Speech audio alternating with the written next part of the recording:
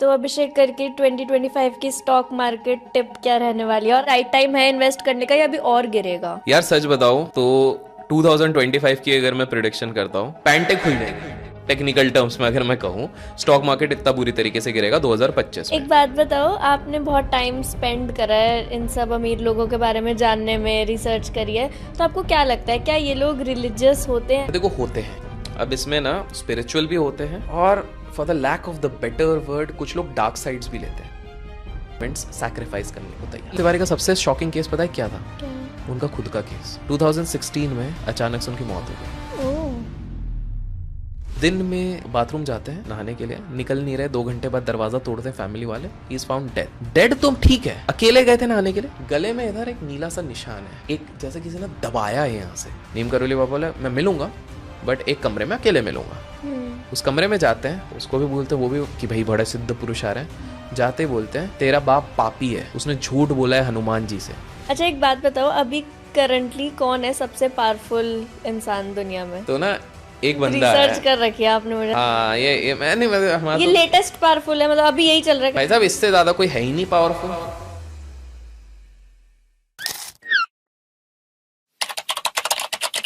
अगर हम लोगों को ज्यादा चैलेंज करते हैं तो वो ऑफेंड हो जाते हैं, कम करते हैं तो वो हमें भूल जाते हैं, याद ही नहीं रखते। बट आपको पता है कि लोगों को कैसे सही मात्रा में चैलेंज करना है। ओके तो ये समझ नहीं है कॉम्प्लीमेंट है कि क्या है, बट ठीक है। तो ये हमारा आज के गेस्ट, जिनको लोगों को सही मात्रा में चैलेंज करना आता है, इसलिए पूरे सोशल मीडिया पे एकदम वायरल है। थैंक यू सो मच रिया, वापस बुलाने के लिए। फर्स्ट पार्ट नहीं देखा तो जाके देख लो। हाँ, मिलियन क्रॉस कर चुका है। बट चलो स्टार्ट करते हैं। बिल्कुल। सो आप मुझे बताओ, अभी स्टॉक मार्केट इतना क्यों गिर रहा है? ये तो इतना प्रिडिक्टेबल भी नहीं था जो अभी हो रहा है, और सब एकदम घबराए हुए हैं कि अब दोबारा से कब हमें रेस देखने को मिलेगा। प्लस क्या अभी राइट टाइम है इन्वेस्ट करने का या अभी और गिरेगा? यार सच बताओ तो 2025 की अगर मैं प्रिडिक्शन करता हूँ, लोगों की हालत टाइट हो जाएगी स्टॉक मार्केट में। बेसिकली अभी तक जिस तरह का फॉल उनने सोचा भी नहीं होगा उस तरह का फॉल होगा। अच्छा। हाँ मतलब लोगों की पैंटें खुल जाएंगी। टेक्निकल टर्म्स में अगर मैं कहूँ, स्टॉक मार्केट इतना बुरी तरीके से गिरेगा 2025 में।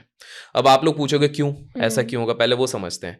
बहुत सिंपल सा कॉमन सेंस हम इस चीज पे लगाते हैं कि रिया, अगर हम देखते हैं 2020 के पहले total number of demat account जो रहते थे वो 4-5 करोड़ के आसपास थे। अभी हम देखते हैं 17 करोड़ हो रहे हैं, 17 करोड़। तो ये बेसिकली ऑब्वियस सी बात है कि ये अचानक से 2020 से 2024 में जो इन्वेस्टर अवेयरनेस बढ़ा है because of influencers and everybody, तो कहीं ना कहीं न्यू टाइम इन्वेस्टर्स हैं। तो ये न्यू टाइम इन्वेस्टर्स ने देखा ही नहीं है बेयर फेज क्या होता है। बेयर मतलब जब मार्केट बहुत टाइम तक नीचे रहता है, कंसोलिडेट करता है और कुछ रिटर्न्स नहीं देता है। अभी तक इन लोगों ने वही देखा है कि भाई कहीं पर भी मतलब आलू डालो सोना निकलेगा, बस वही देखा है 2020 से 2024। तो पहली चीज क्या होती है कि ये लोग तब तक नहीं डरते, ये जो नया इन्वेस्टर होता है ये तब तक नहीं डरता जब तक 2% 3% मार्केट गिरता है। जैसे ही 6% गिरता है वो सारे इन्फ्लुएंसर्स को डीएम करता है। जैसे ही 10% गिरता है उसकी हालत टाइट हो जाती है, वो सोचता है और एवरेज कर लूं, पूरी सैलरी लगा देता है। और जिस दिन 15% गिर जाएगा वो पैनिक में आके कि भाई अब तो हो सकता है इधर मार्केट खत्म है, वो सारी चीजें बेचता है। तो पहली चीज वो होती है। जब ये लोग बेचना शुरू करते हैं तो एक चीज होती है मार्जिन कॉल। अब मार्जिन कॉल क्या होता है कि एट प्रेजेंट मार्केट में जो लोग इन्वेस्ट करते हैं वो बहुत ज्यादा बोरोड फंड से भी इन्वेस्ट करते हैं अभी। तो अगर किसी की आमदनी मान लो 20,000 रुपीज की है, उसने 40,000 के स्टॉक्स खरीदे हुए हैं, इंटरेस्ट दे रहा है, जब तक ऊपर जा रहा है तब तक तो मजे ही मजे, जैसे ही वो गिरेगा तो हालत टाइट। तो अभी क्या हो रहा है कि बेसिकली आप देखोगे कंपनीज के जो क्वार्टर रिजल्ट्स भी आ रहे हैं, तो क्वार्टर बेकार जा रहा है, इसलिए लोगों को क्वार्टर लेना पड़ रहा है। सिंपल मतलब फैक्ट है ये वाली चीज। तो प्रॉब्लम ये ऐसी एस्केलेट होंगी, ये सारी चीजें जब मिल जाएंगी तो लोगों ने बेयर फेस देखा ही नहीं है तो फर्स्ट टाइम देखेंगे। अच्छा और एक है कि हमारे मार्केट में मैक्सिमम जो ट्रेडिंग होती है वो इंसान कर ही नहीं रहे, ओके, मशीन्स कर रही हैं। एल्गोस जो बोलते हैं ना वो कर रहे हैं। मशीन्स के इमोशंस नहीं होते। तो मशीन में अगर लगा हुआ है कि भाई अगर 20 रुपीज की चीज 15 पे आ गई है तो बेच दो, तो बहुत सारी मशीन्स 15 पे बेच रही हैं। 15 पे जब बहुत सारी बेचेंगी तो अचानक से 13 आ जाएगा। कुछ मशीन्स 13 पे लगी होंगी, फाइनल मशीन्स 10 पे लगी होंगी। तो आप सोचो 20 रुपीज की चीज अगर एक एक वीक के अंदर 8 रुपीज पे आ गई तो परसेंटेज वाइज कितना बड़ा डैमेज हो गया। तो डर के मारे लोग और बेचेंगे।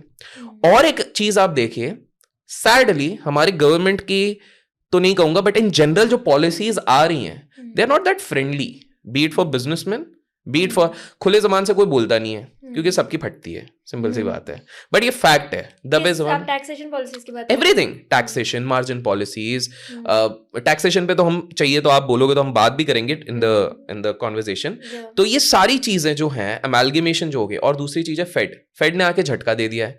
तो पहले, अब मैं कॉम्प्लिकेट नहीं करना चाहूंगा, काफी न्यू कमर्स भी होंगे जो इस चीज को समझने की कोशिश करेंगे।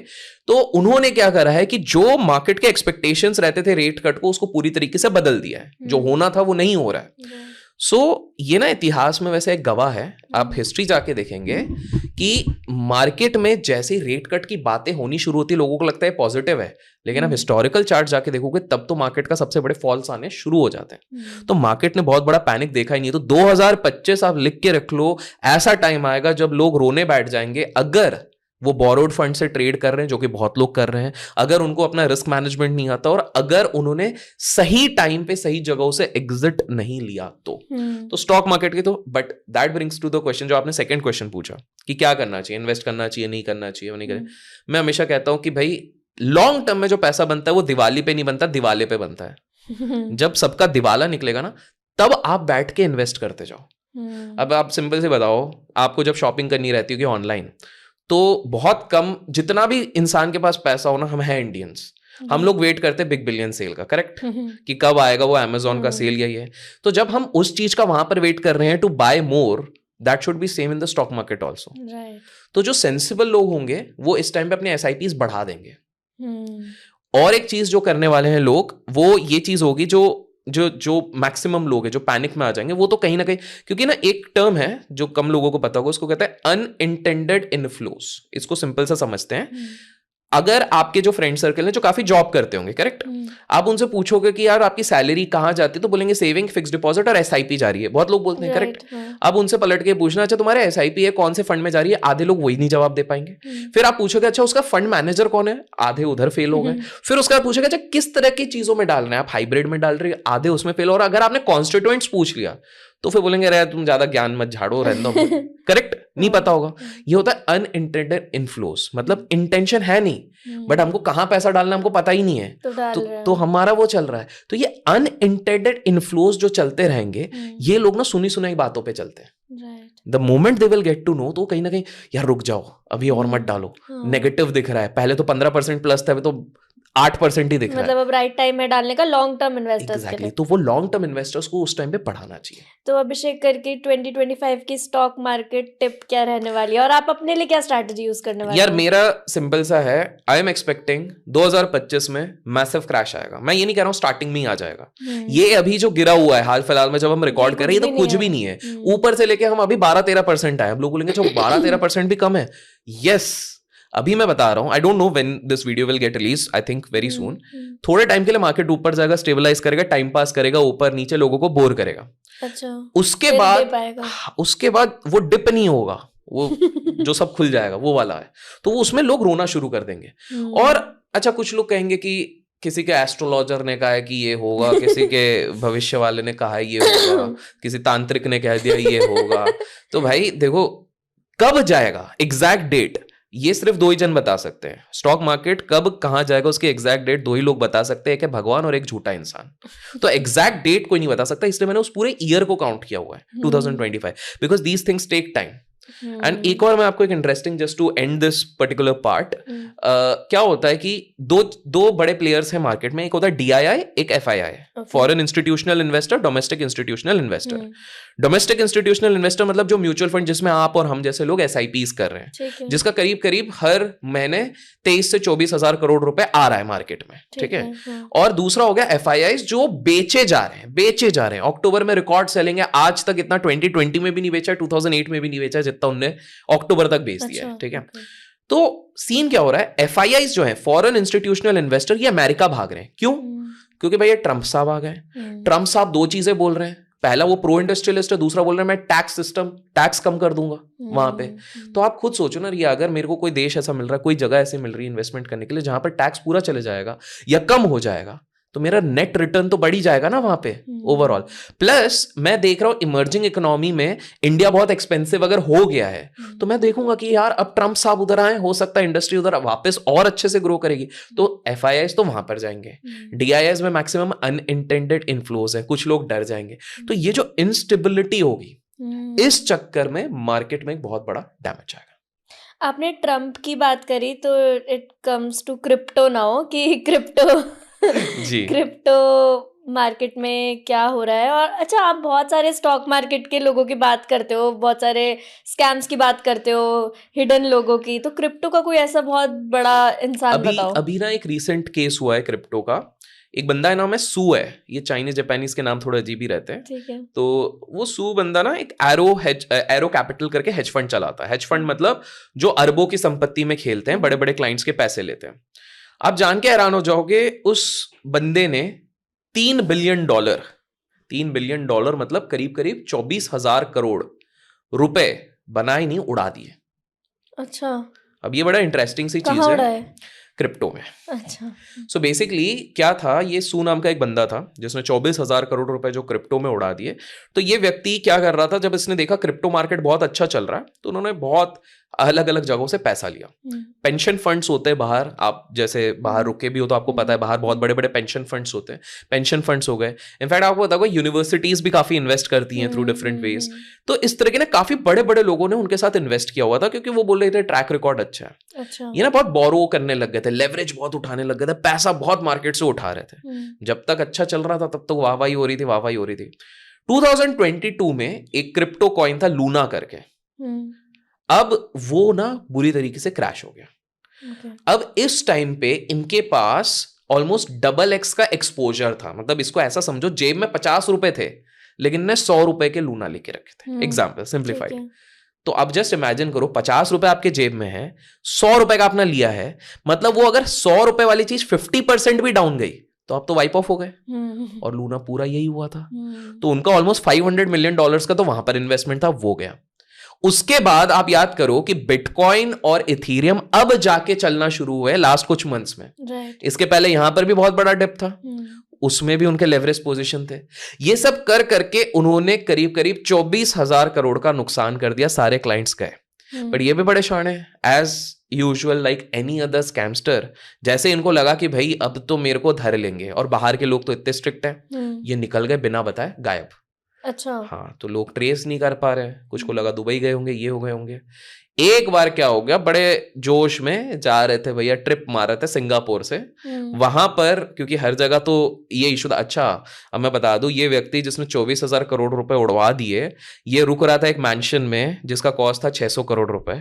ठीक है। अच्छा। हाँ, ये खुद का मैंशन में रुक रहा था। ये had Bugatti and the best of the best cars, मस्त रॉयल लाइफ जी रहे थे, ये सब उड़ाने के बाद भी, बिकॉज इन्वेस्टर का पैसा लेके तो बढ़िया, ये तो अपना ऐश कर रहे हैं। तो फिर ये सिंगापुर से एक फ्लाइट पकड़ रहे थे, ऑलरेडी फतवा जारी था कि भाई पकड़ लो, जहां पर मिले वहां पर इनको अरेस्ट किया गया। आपने टैक्स की बात करी, तो वैसे तो टैक्स ठीक है, टैक्स हर सिटीजन की रिस्पांसिबिलिटी। टैक्स पे हंसती सिर्फ एक ही महिला है, ये दूसरी महिला है जो हंस रही है, बट ठीक है। वो कौन है वो आप कमेंट्स में बताओ। टैक्स वैसे तो हर सिटीजन की रिस्पांसिबिलिटी होती है, बट आपको नहीं लगता कि, मतलब आपका क्या ओपिनियन है? ये सेफ खेल गई, ये सेफ खेल गई। देखो, मैं इसको थोड़ा प्रेम पूर्वक समझाना चाहूंगा। हमारे देश का टैक्स सिस्टम वाहियात है, इससे बहुत लोग ऑफेंड हो गए हैं ऑलरेडी, बट इसको मैं प्रूव करता हूँ कैसे। आपको पता है हमारे देश में सबसे बढ़िया टैक्स सिस्टम है एग्रीकल्चरल इनकम, वो एग्जेम्प्ट है। अर्थात आप एग्रीकल्चर से कोई भी कमाई कर रहे हो वो पूरी तरीके से बहुत बढ़िया चीज है। बट आपको जान के हैरानी होगी कि हमारे देश के टॉप सिर्फ 0.5% फार्मर्स जिनकी फाइलिंग हो रही है, 0.5% को आप टैक्स कर दोगे तो आपके पास 50,000 करोड़ का टैक्स इनकम आएगा।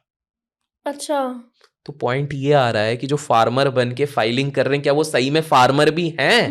क्योंकि फार्मर्स तो ऑफ कोर्स इतना टैक्स ऑब्वियसली यार, 1, 2 लाख 3 लाख तक समझ में आ रहा है, हमारे 7 लाख तक एग्जाम्प्ट है। 50, मैं सिर्फ 0.5% की बात कर रहा हूं, वो छोड़ दें। चलो, दूसरी चीज आपको पता है हमारे टैक्स सिस्टम इतना रिगिड है। हम बात करते हैं हमारे देश के अरबपतियों की, कि भाई इतना, ये इतने करोड़ों की शादियां हो रही हैं भाई, पता नहीं किसकी हो रही है बट हो तो रही हैं, ठीक है। शादियां हो रही हैं, बड़े बड़े बंगले, जेट यॉट, तो टेक्निकली इनको हाईएस्ट टैक्स पेयर होना चाहिए, बट ये नहीं। Bollywood stars highest tax payer कैसे हो रहे हैं, कभी सोचा है? टेक्निकली आप डिफरेंस देखो ना, बॉलीवुड का कोई स्टार जो साल का मान लो 400 करोड़ कमा रहा है, that person becomes the highest tax payer versus, चलो 400 करोड़ तो कम बोल रहा हूं, 1000 करोड़ जो कमा रहा है वो हाईएस्ट टैक्स पेयर, वर्सेस जो साल का दिखा रहे हैं कि हमारा 20,000 करोड़ 40,000 करोड़ कमा रहे हैं। ये कैसे, कहां जा रहा है? इतना इफेक्टिव टैक्स मैनेजमेंट कैसे हो रहा है? ये समझ में नहीं आ रहा। चलो वो भी छोड़ो, हमारे देश का अगर आप देखो, अगर आप टोटल देखो 146 करोड़ की आबादी है, 146 करोड़ की आबादी में से ऑलमोस्ट आपका 20% 20 to 30% की टैक्स फाइलिंग हो रही है। उसमें से आप पूरा नेट निकालते हो तो only 1.6% are actually paying taxes. मतलब एक तरीके से समझ लो, एक घर में 2 भाई हैं, एक काम कर रहा है, दूसरा निठल्ला है। घर में अगर 4 लोग हैं तो सारा प्रेशर जैसे एक बंदे पे जा रहा है, वैसे ही मिडिल क्लास यहां पर पिस रहा है। बट मिडिल क्लास इस चीज को समझेगा नहीं। मिडिल क्लास को तो ऐसे माइंड डाइवर्ट कर देते हैं, वो माइंड डाइवर्ट हो जाता है। This is the reality. आप देखो कितने तरीके, स्वच्छ भारत टैक्स है, जीएसटी है, प्रॉपर्टी टैक्स है, टोल टैक्स है, खाने का अलग टैक्स है, एसजीएसटी है, उसके बाद आप बाहर चले जाओ इनकम टैक्स है, इनकम टैक्स के ऊपर सेस है। मतलब आप इतना स्ट्रेस में मत हो, बट है इतना सारा, ऊपर से अलग ही सरचार्जेस हैं। अब कुछ लोग बोलेंगे भाई तुम बाहर जाओ ना, तो क्या, ब्रिक्स नेशन में सबसे ज्यादा टैक्स हमारा, ठीक है, पहला पॉइंट, ब्रिक्स नेशन में सबसे ज्यादा है। बट आप बोलोगे अरे नहीं, लेकिन आप देखो यूएस में इतना है, यूएस की फैसिलिटी भी तो देखो। आपको मैं एक चीज बताऊं कि अगर बाहर जाके आप, वो बंदा टैक्स भी भर रहा है ना, उसको पब्लिक ट्रांसपोर्ट में जाने में सेफ्टी है, वो आराम से बैठ के जा सकता है। हमारे मुंबई की लोकल में आप चढ़ के देखो, पहली बात, दादर फास्ट लोकल शाम के 7 बजे अगर आप चढ़ जाते हो, 6-7 बजे वर्किंग डे पे, आप दुनिया की कोई भी ट्रेन चढ़ सकते हो दादर से, अगर आप फास्ट पकड़ते हो। वहां पर आप सोचो पब्लिक ट्रांसपोर्ट में क्या रहता है, आपकी आधी बॉडी अंदर आधी बाहर, उतने में ट्रेन चल जाती है। जब तक आप अंदर जाते हो आपने 150 आर्म पिट सूंघ लिए होते हैं। ये सीन होता है, ज़ॉम्बी जैसा सब अटके पड़े। ये हमारे इधर के पब्लिक ट्रांसपोर्ट है। वहां पर आप आराम से खाली भी जाएगी, प्रॉपर जाएगी। आप गए हो बाहर, आपने देखा होगा, पीपल आर वेरी कंफर्टेबल। मैं दुबई गई थी, वहां पर तो लोग ऐसे थे कि हम तो, हमारा जो बिजनेस है उसका कोई रिकॉर्ड भी मेंटेन नहीं करते, क्योंकि किसी को टैक्स देना ही नहीं, जो आ रहा है दुबई तो बिल्कुल एग्जैक्टली। तो आप ये देखो कि वहां पर फैसिलिटी कितनी दी जा रही है। इतने इन्फ्लुएंसर्स भी दुबई मूव कर रहे हैं, इतने एंटरप्रेन्योर्स। यार देखो, इन्फ्लुएंसर सबसे ज्यादा दुबई इसलिए मूव कर रहे हैं क्योंकि भैया टैक्स सबसे ज्यादा सेव हो रहा है वहां पर, ईज ऑफ डूइंग बिजनेस है वहां पर, इतने कंप्लायंसेस नहीं है, इतनी सारी चीजें नहीं है। वो इनवाइट कर रहे हैं, वेलकम कर रहे हैं दुबई। और दुबई इसलिए, इवन सिंगापुर की बात करो, इफेक्टिव टैक्स 17.5% का है, effective tax, which is really good. तभी तो सबसे ज्यादा मल्टीनेशनल कंपनीज वहीं पर जा रही हैं, अपना हब बना रही हैं। तो सीन क्या हो रहा है रिया, हमारे देश में मिडिल क्लास पिस रहा है, वो आगे भी पिसेगा। अच्छा, बट ये क्यों है ऐसा? यार देखो, सिंपल सी, जैसे मैंने बताया, ओनली 1.6% इज पेइंग टैक्स, तो कहीं ना कहीं ये चीज हो रही है। दूसरी चीज कहना नहीं चाहता हूं, बट कहीं ना कहीं एनी गवर्नमेंट जो भी आती है, उनको लगता है कि सबसे इजी तरीका यही चीज होता है कि हम टैक्स सिस्टम कहीं ना कहीं से डायरेक्ट इनडायरेक्ट, क्योंकि the highest number of direct indirect taxes वो हमारे देश से ही तो निकाला जा रहा है यार। हमारे इसमें सिर्फ डायरेक्ट टैक्स, इनकम टैक्स थोड़ी हो रहा है, इनडायरेक्ट टैक्सेस। आप यहां से लेके अभी रेस्टोरेंट जाओगे, फॉर एग्जाम्पल, आपको जान के हैरानी होगी, पेट्रोल और डीजल जो हम भर रहे हैं, उसमें जो पैसा हम देते हैं, उसका 55% तो टैक्स ही होता है। अच्छा। 55% हमारे देश में हम सिर्फ टैक्स भर रहे हैं। मतलब सोचो, अगर उतना टैक्स नहीं होता तो हमको पेट्रोल और डीजल कितने का आता। तो ये पॉइंट समझिए। दूसरी चीज क्या हो रही है कि कहीं ना कहीं, I don't know, it could be corruption, it could be multiple layers. जो हम बोल रहे हैं कि 4,000 का पेट्रोल भरो, वो पेट्रोल 4,000 का है ही नहीं। आपका 2,000 का पेट्रोल होता है, वो बाकी सब टैक्स जा रहा है। तो उस केस में क्या होता है, वो पेट्रोल पंप वाला भी कुछ नहीं कर सकता, क्योंकि उसको तो भरना ही पड़ेगा कुछ भी करके।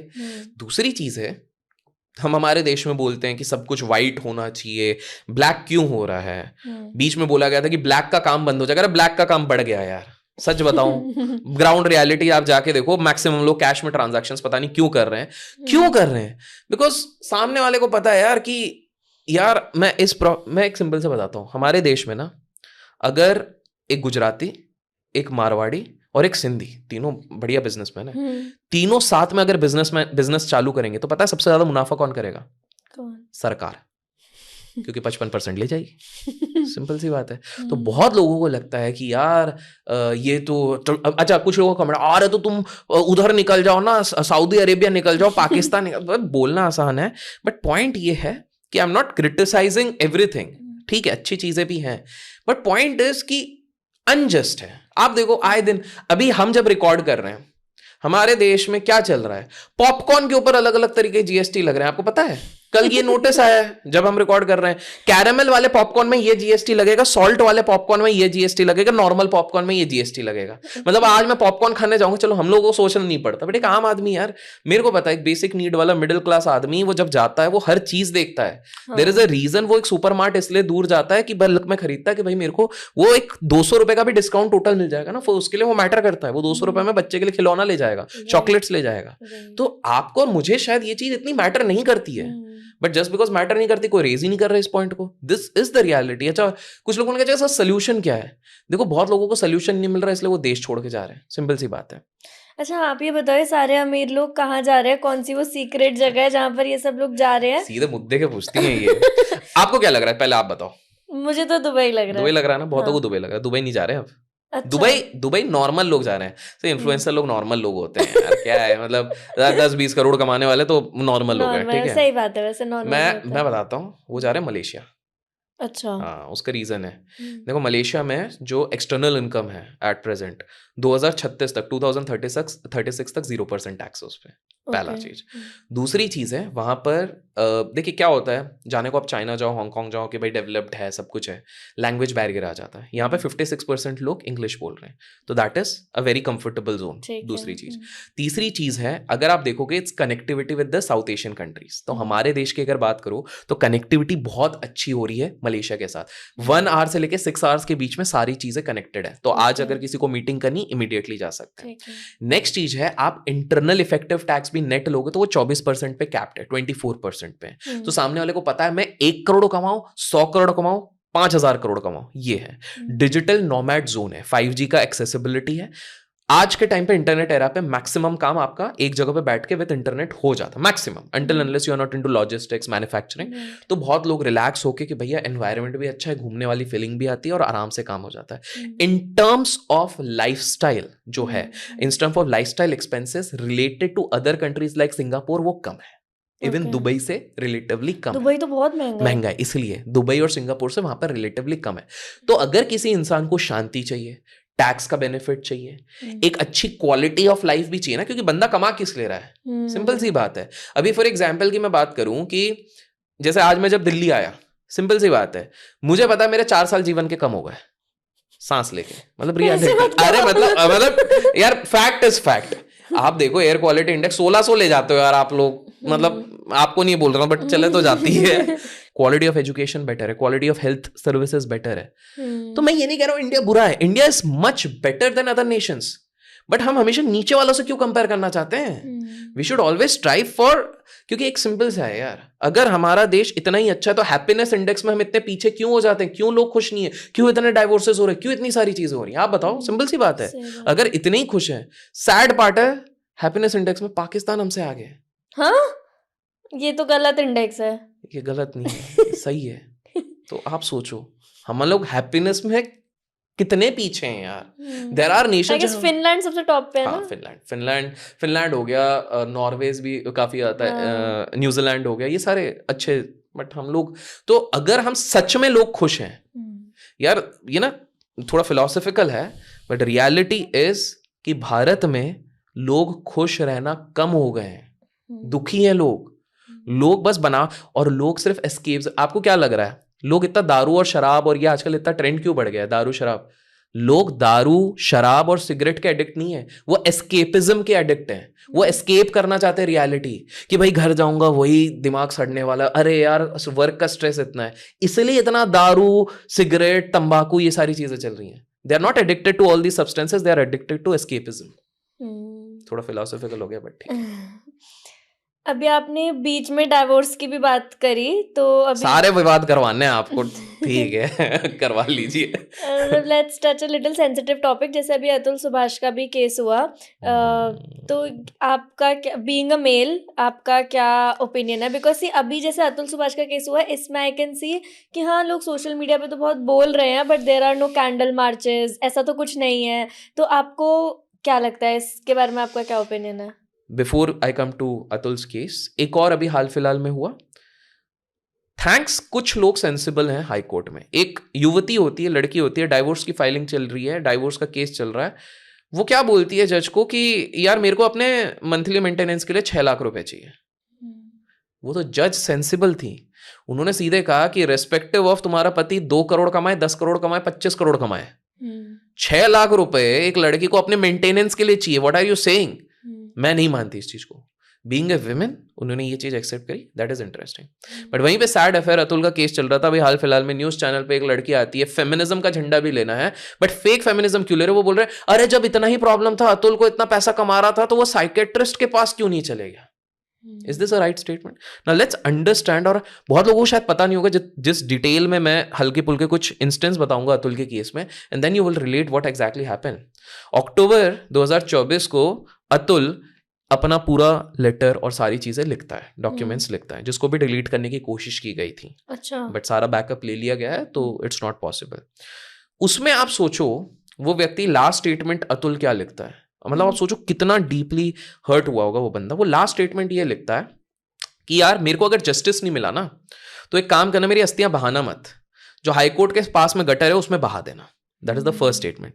सेकेंड, वो ये कहते हैं कि यार कुछ भी करना, मेरी चिता के आसपास भी मेरी बीवी उसके घर वालों को आने मत देना। The amount of disgust by the time he had developed for this thing. But पता है अतुल ऐसा कभी था ही नहीं। आप सोचो हमारे देश का संविधान, जस्टिस तो मिलना चाहिए मेरे हिसाब से, बट क्या स्थिति होगी। अतुल की जब शादी हुई मैट्रिमोनियल साइड से, he was the soul earner, जो बहुत अच्छे से पढ़ने में अच्छा, AI में बहुत एक्सपर्ट था, सब कुछ करा। तो घर वालों का वही है, शादी कब करोगे, शादी कब करोगे, करनी पड़ेगी। 29 हो गए थे, 28 29। तो मैट्रिमोनियल साइट पे गए, वहाँ पर लड़की मिली, यही निकिता आई थिंक सो उनका नाम है। तो उनसे बात हुई, तो इंट्रोवर्ट लगी। तो उन्होंने खुद ने ही कन्फेस किया कि मुझे लगा it is a sign of maturity कि लड़की ज़्यादा बोल नहीं रही है। लिटिल डिड आई नो कि भाई ये मुझसे छुपाया जा रही हैं चीज़ें, इसी चक्कर में। आप सोचो शादी का पहली बार जब शादी हो गई, उसके बाद आप हनीमून जा रहे हो, आप अच्छे थॉट्स के साथ जा रहे हो। पहला स्टेटमेंट उनकी वाइफ उनको क्या बोलती है, यार मेरे को तो शादी करनी ही नहीं थी, घर वालों ने ज़बरदस्ती करा दी। जस्ट इमेजिन, वो बंदा फिर भी पॉजिटिव, ठीक है, जैसे तैसे बात हुई, एंड आगे चल के कुछ समय बाद कंसीव हुआ बच्चा।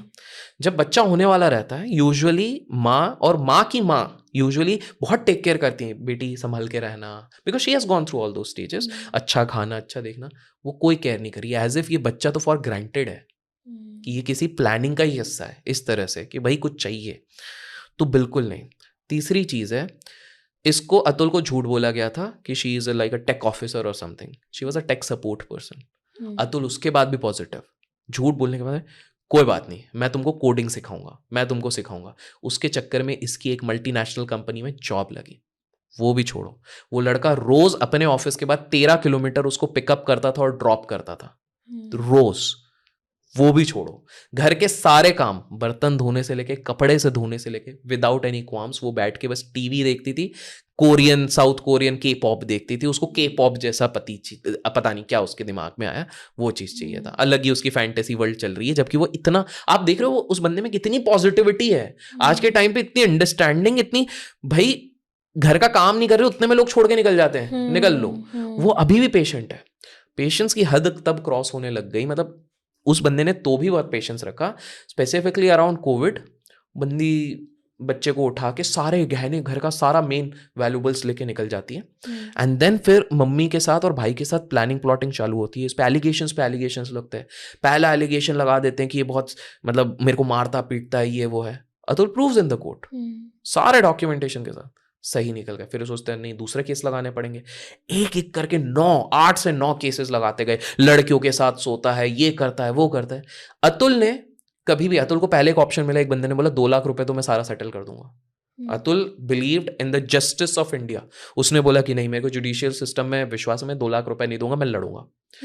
एक MNC कंपनी में काम करने वाले व्यक्ति को साल के 28 दिन 28 डेज पेड लीव्स मिलती हैं।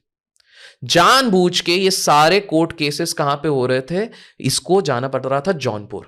बैंगलोर से जौनपुर का कोई फ्लाइट नहीं है, पहले वाराणसी जाओ, वाराणसी से फिर आपको जौनपुर जाना है ट्रेन पे। उसके करीब 80 दिन ऐसे ही जा रहे हैं। प्रोफेशनल हैम्परिंग भी अलग से हो रही है, अलग से वो 40,000 रुपए दे भी रहा है। फिर उसके घर वालों ने पहले करा कि 15 लाख दो, बिजनेस करना है, मतलब मदर इन लॉ की तरफ से इसने दिया। लेकिन इसको जैसे ही पता लगा कि ये 15 लाख ये बिजनेस के लिए नहीं यूज हो रहा है, एक प्रॉपर्टी 1 करोड़ की ले रहे हैं ये लोग, तो ये उसके लिए चाहिए, तो उसने देने से मना कर दिया। इनसे रहा नहीं गया, केस पे केस, हाई कोर्ट की जज इन्वॉल्व थी, 5 लाख रुपए दो वरना जिंदगी भर चक्कर खाते रहोगे तुम इस कोर्ट के, तुम्हारा पूरा खानदान खाता रहेगा। लास्ट तक भी उसकी बीवी ने बोला अरे तेरे जाने के बाद तेरे घर वालों से पैसे लूंगी, तेरे बाप से पैसे लूंगी, सबसे लूंगी, किसी को नहीं छोड़ूंगी।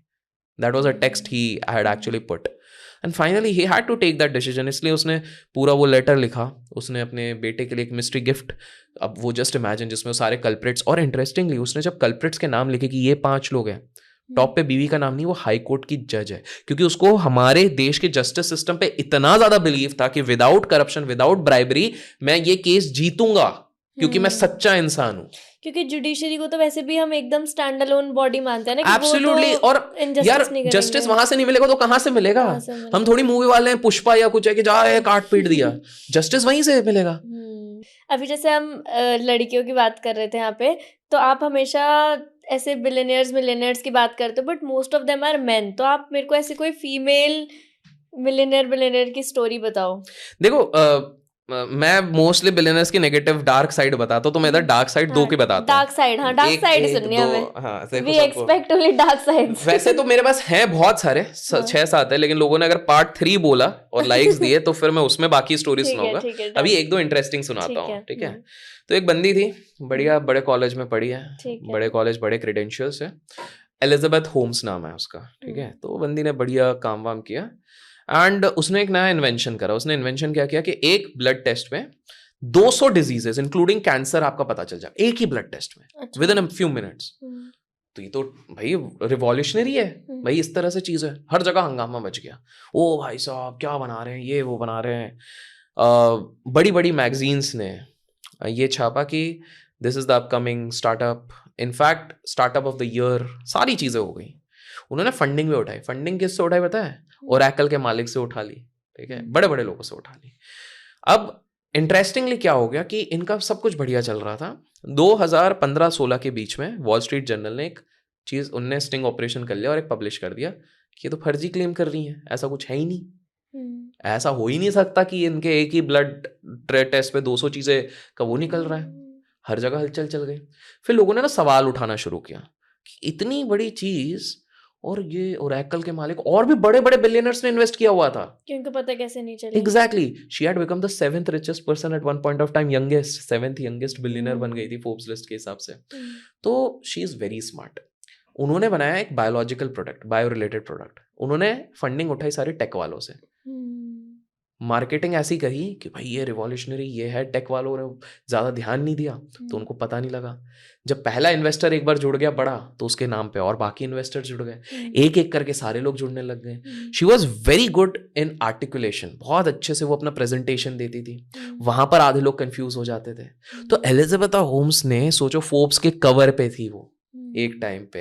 ये तो अजीब सी बात है, लेकिन यंगेस्ट में बहुत लोग जो कवर पे आते हैं वो बाद में लुट जाते हैं, पता नहीं, मैंने नोटिस करा है बहुत। सैम की जो बात करी ना, क्रिप्टो वाला, वो भी फोर्ब्स के कवर पे आया था यंगेस्ट में। अच्छा। तो और ऐसे इंडिया में भी काफी है, पर नाम नहीं लेता हूँ, रहने दो। तो इस तरह से, तो ये एक एलिजाबेथ होम्स थी जिसने पूरी दुनिया को मामू बनाया और फिर खुद फंसी। एक और है, उसका नाम था एना, ठीक है। कोई इंडियन भी है? इंडियन है, लेकिन मैं वो अगले पार्ट के लिए रखूंगा। तो लोगों को इंडियन तो 2 हैं और वो तो बहुत ही शातिर हैं। एक इंडियन बता दो। अभी नहीं, अगले पार्ट में। लोगों को क्यूरियोसिटी तो रखो, ठीक है। तो मैं एना का बताता हूँ। तो एना है ना, तो अलग ही थी। एना ने कहानी एक बनाई अपने कि जर्मनी के मैं प्रिंसेस हूँ, मतलब एक बड़े रॉयल घर की मैं वो बेटी हूँ, और मैं आई हूँ लंदन बिकॉज मेरे को लंदन, यूएस, इधर हर जगह जाके मेरे को पार्क एवेन्यू पे मेरे को अपना एक सबसे बड़ा पेंट हाउस बिल्डिंग एक बनानी है, जहाँ पर एग्जीबिशंस लगेंगे, सारी चीज़ें लगेंगी। सबसे पहले उन्होंने क्या करा, एक बॉयफ्रेंड बनाया जो उस समय पे स्टार्टअप्स का बहुत बड़ा नाम था, तो वो बनाया। तो उसके ना बहुत कनेक्ट्स थे, तो उससे उसको बहुत महंगे महंगे उसके शौक थे, मतलब best of the best brands खरीदती थी। मतलब उसका पर्स रहता था 20-25 लाख से तो शुरू होता था उसका पर्स शुरू होता था। ड्रेसेस पहनती थी 20-20 लाख के, मतलब 1-1, 1.5 करोड़ के। तो उसका वार्डरोब मतलब नॉर्मल चलता था उसका, और ये वीकली वार्डरोब की बात कर रहा हूँ, चेंज हो रहा है ऐसा। तो उसने पहले बॉयफ्रेंड बनाया और एक फैशन डिजाइनर को बना लिया, उनके थ्रू उसने और कनेक्ट्स बनाए। इसने हर जगह ये माहौल बना दिया कि मैं तो यार जर्मनी के रॉयल फैमिली की बेटी हूँ, रॉयल फैमिली की बेटी हूँ। इसने ये पूरा जो प्रोसेस बनाया, एक मैं लोगों को रेकमेंड करूंगा, एक सीरीज भी है इन्वेंटिंग एना करके है। हाँ, this is the real story of Anna, that's on Prime पे या नेटफ्लिक्स पे कहीं पे तो है, तो वो आप चेकआउट करेगा। तो इस बंदी ने क्या करा, इसका फाइनल स्टेज ये था कि ये जो इसको पार्क एवेन्यू के पास एक जगह लेनी थी, इसके लिए इसने जो मेन बैंक का जो मैनेजर था उसको उसके साथ फ्लर्टिंग करके उसको आराम से प्रॉपर सेट कर लिया था कि भाई लोन सैंक्शन कर दो इस तरह से। बट उसी बीच में इन्वेस्टिगेशन चालू हो गई थी। कैसे? फॉर एग्जाम्पल वो जिस होटल में रहती थी उसमें हर दिन ना वेटरेस को $100 का बिल दे देती थी, इस तरह से मतलब आलिशान पैसा उड़ाती थी। एक बार होटल ने देखा भैया ये तो क्रेडिट कार्ड इसका काम ही नहीं कर रहा कोई सा भी, तो बोले यार, और होटल की हालत खराब हो गई कि भाई होटल पे ऑलमोस्ट $60,000 का वो लग गया है, ये कहाँ से निकालेंगे। उससे मांगा, उसने बड़ी नौटंकियां करी, बट उसने अपने एक बॉयफ्रेंड से दिलवा दिया। तो वो ना पैसा बहुत घुमाती थी। एक उसकी बेस्ट फ्रेंड बनी थी रेचल करके। रेचल एक बहुत बड़ी इन्वेस्टिगेटिव और फैशन मैगजीन में ही काम करती थी। तो एक जगह पे ट्रिप पे गए, पूरी ट्रिप हो गई, जब क्रेडिट कार्ड की बारी आई तो ये रोना धोना शुरू हो गया, अरे यार तुम नहीं जानते मैं किसकी बेटी हूँ, रेचल एक काम कर तू पैसे भर दे। अब रेचल बोले यार बिल $65,000 का हुआ है, मेरी तो एनुअल इनकम इतनी नहीं है। बट उसने कंपनी का क्रेडिट कार्ड चला दिया, बाद में रेचल से बात ही नहीं करी, गायब ही हो गई। जैसे दोस्त लोग होते हैं ना कि भाई तू अभी पैसे दे दे, मैं तेरे को बाद में देता हूँ या देती हूँ, और उसके बाद कभी दिखते नहीं है ना। तो वैसे ही वाले था।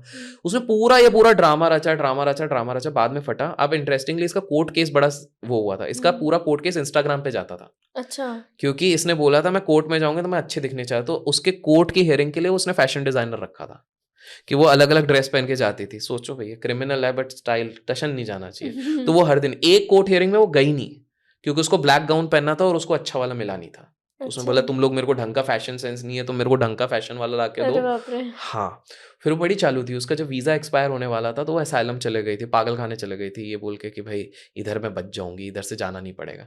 बट फिर फाइनली अरेस्ट हो गई थी। वो रेचल ने ही इसको करवाया था, फिर जेल वेल हुई थी। तो इस तरह से केसेस काफ़ी चलते हैं। इसने ऐसे कर करके ज़्यादा नहीं, कुछ 1500 करोड़ रुपए का चूना लगा दिया था सब लोगों को। हाँ, तो आप सोचो इस तरह से भी है। तो लड़कियां भी होती तो हैं थोड़ी शातिर होती हैं, बट हाँ पार्ट 3 अगर लिखा जाएगा तो मैं और इंटरेस्टिंग केसेस हैं जो मैं इंडियंस वाले डिस्कस करूंगा।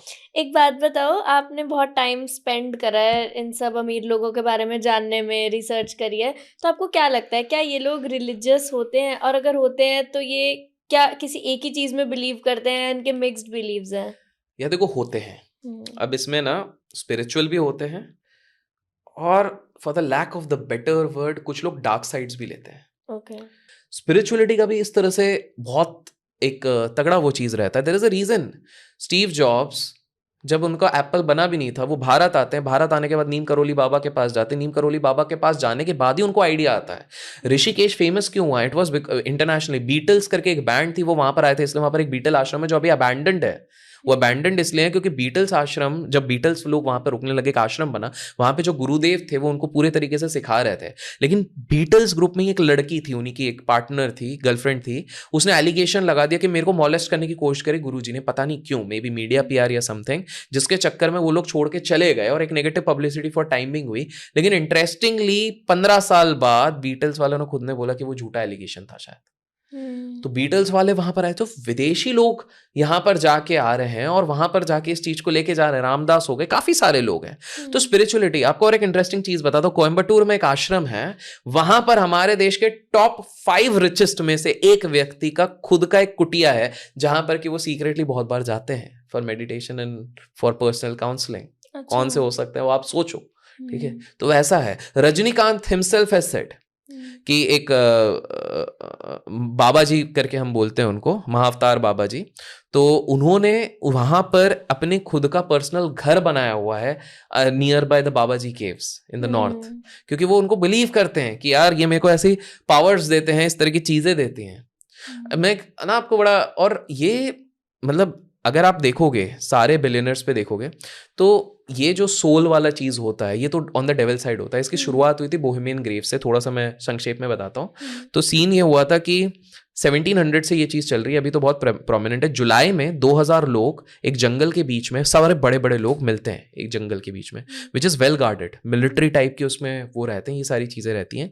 और वहां पर कैमराज रहते हैं, आपके मोबाइल्स आपको अलाउड नहीं है। कैमराज किस लिए? सर्विलियंस के लिए, क्योंकि यहाँ का बंदा अगर कुछ भी बाहर लीक करेगा एलिमिनेट हो जाएगा। वहां पर किस तरह के लोग आते हैं? यूएस के बड़े प्रेसिडेंट्स आते हैं, उसके बाद बड़ी बड़ी कंपनीज, चाहे आप बैंक ऑफ अमेरिका ले लो, मेरिल लिंच ले लो, जेपी मॉर्गन ले लो, इनके बड़े बड़े टॉप ऑफिशियल्स आते हैं। यहाँ पे लड़कियां अलाउड नहीं है, अच्छा। गर्ल्स आर नॉट अलाउड, ये पहले से रूल है। क्योंकि इन्होंने पहले मजे मस्ती के लिए बनाया था, तो उसमें कंसेप्ट था कि लड़के ना बहुत वाइल्ड हो जाते पीने के बाद, तो हमको सिक्योरिटी इश्यूज भी नहीं देखना है। दूसरी चीज़ है, if you want to pee तो आप यहीं सबके सामने कर दो, कोई टॉयलेट जाने की जरूरत नहीं। मतलब ग्रॉस लड़के जैसे रूम्स में रहते हैं वैसे कुछ भी करो, दारू पी के इधर ही पड़े रहो, उल्टी करो, उस तरह से। नहीं ऐसे लड़कियों को नहीं पता होगा, बट लड़कों का होता है। क्योंकि आप लड़कियां जब किसी लड़के के घर पे जाते भी हो ना, तो वो फ्लश तभी हुआ रहता है, ऐसा जनरली वैसा होता नहीं है वो उनका। अच्छा। हाँ, टॉयलेट सीट्स खराब रहती हैं। तो anyways, let's not go over there. तो ये बोहेमियन ग्रेव था, ये लाइमलाइट में कब आया कि इस जगह को ना एक किसी ने ना यूट्यूब पे वीडियो डाल दिया सीक्रेटली कवर करके, 1 घंटे का फुटेज। 2 दिन में वो वीडियो गायब हो गई, ठीक है। उसके बाद जिसने उस फुटेज का फुटेज लिया हुआ था उसने डाला, उसका चैनल बैन हो गया। अच्छा। फिर किसी का तो मतलब कोई तो है जो रोकना चाहता है। उसमें क्या दिखाया गया था, अभी भी आप देखोगे तो सिर्फ कमेंट्री दिखेगी। आप लोग गूगल जाके देखोगे यूट्यूब पे, तो उसमें बोहेमियन ग्रेव की कमेंट्रीज हैं। तो कमेंट्री में ये दिखाया गया कि काफी सारे लोग बैठे हैं रोब में, रोब्स पहने हुए हैं, बीच में एक बहुत बड़ा आइडल है उल्लू का। अच्छा। ठीक है, वहां पे जैसे हमने फर्स्ट पार्ट में इल्यूमिनाटी की बात करी थी ना, तो ये बड़े लोग बिलियनर्स इसी जगह पे जाते हैं। वो उल्लू के इधर पूजा हो रही है, यहाँ तक ठीक है, but suddenly what they see is हेजी लिखा, लेकिन ऐसा लगा किसी बच्चे की बलि चढ़ रही है। सो देयर आर प्रैक्टिसेस जो हो रही हैं मैच के दौरान पे कुछ रिसाइट्स कर रही हैं। I think we have enough evidences to say that billionaires do practice this thing to open your eyes. 15 घंटे आप भी काम करो, वो भी काम कर रहे हैं। हाँ, कुछ लोग ऑफेंड हो जाएंगे कि ये मम्बो जम्बो, ये कॉन्स्पिरेसी थ्योरी है, तो आप जाके देखो क्यों बैरक ओबामा एक इंटरव्यू दे रहे हैं और पीछे हनुमान जी की मूर्ति है। तो भाई साहब क्या जरूरत है? What is the need? क्यों विल स्मिथ आज के समय पे भगवत गीता की बात कर रहे हैं? आप जाके देखो इंटरनेट पे, Will Smith has talked about Karan. Karan is a character from Mahabharata, real life character थे वो। विल स्मिथ बात कर रहे हैं महाभारत के बारे में एंड रिस्पेक्ट दे रहे हैं, बट हमारे देश में हमको लगता है तो मम्बो जम्बो, बट नहीं। तो यस, बड़े लोगों को की एक स्पिरिचुअल पार्ट भी होती है, कुछ नेगेटिव पार्ट पे भी जाते हैं। नेगेटिव पार्ट वाले में कुछ ना कुछ सैक्रिफाइसेस होते हैं और वो बहुत गलत तरीके से जाता है।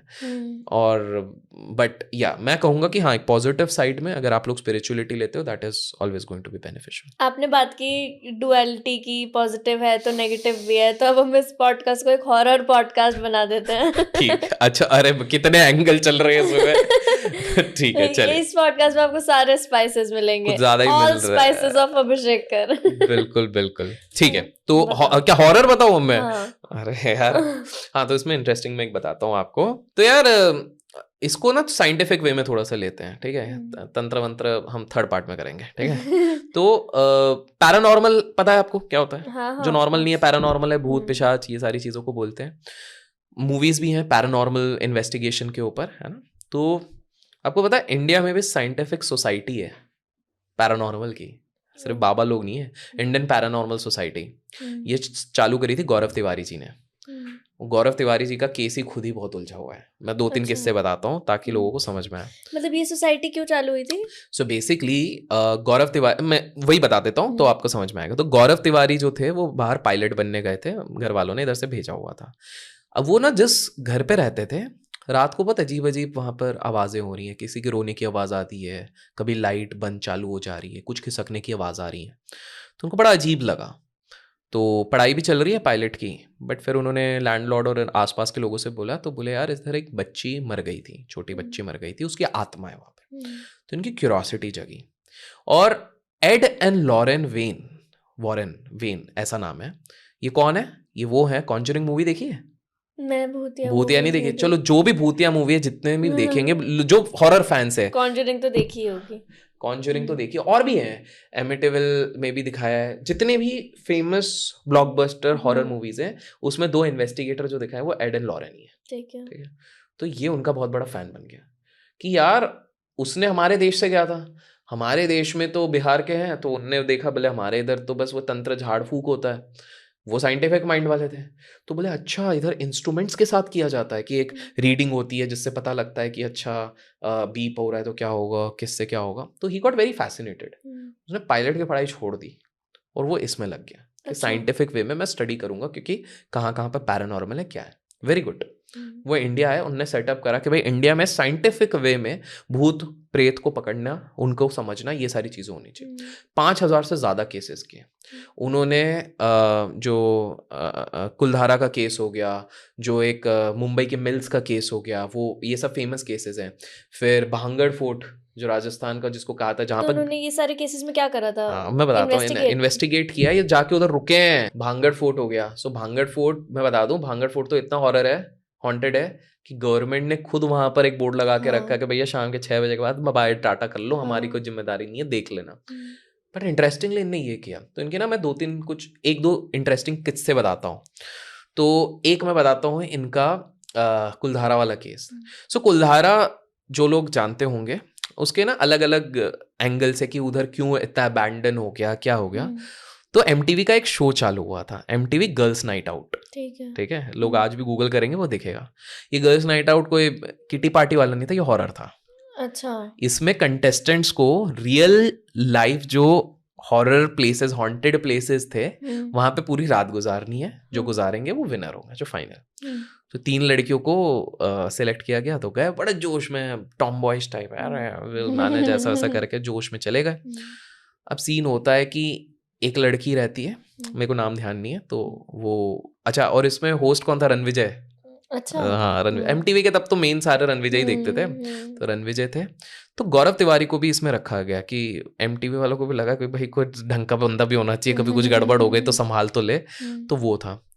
अब सीन क्या होता है कि जो लड़की थी वो मेन जो एक एरिया रहता है वहां पर बैठी हुई है दरवाजे पे, रात को आराम से चिल कर रही है। 2 बज रहे हैं, 2 बजे तक कुछ नहीं।